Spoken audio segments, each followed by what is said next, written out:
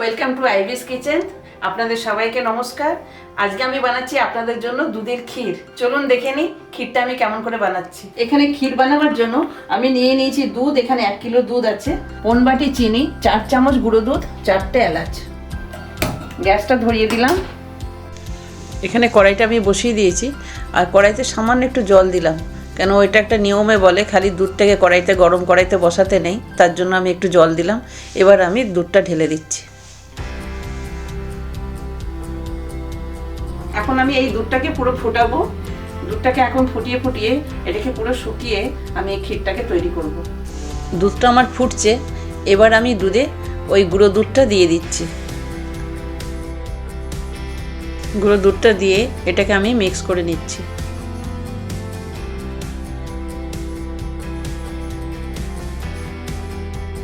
চিনিটা দিয়ে এটাকেও আমি মিক্স করে নিচ্ছি।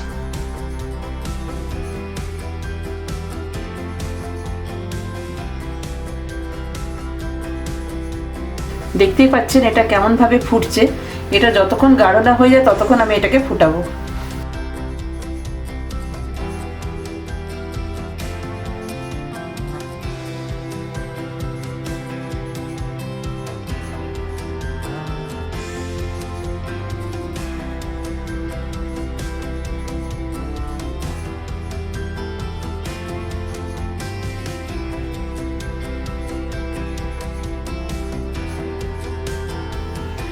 অনেকটা শুকিয়ে এসছে।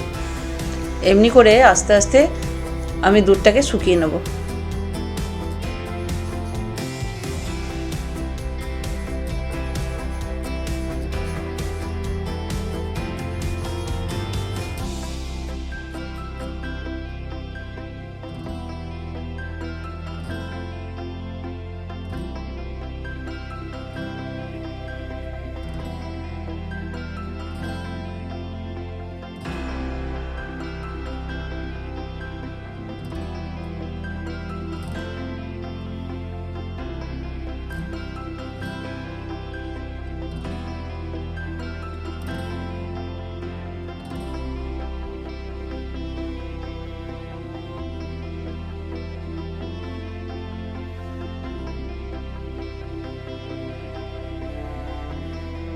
আমার ক্ষীরটা হয়ে এসছে, এবার এটাকে আমি একটা পাত্রে নামিয়ে নেব।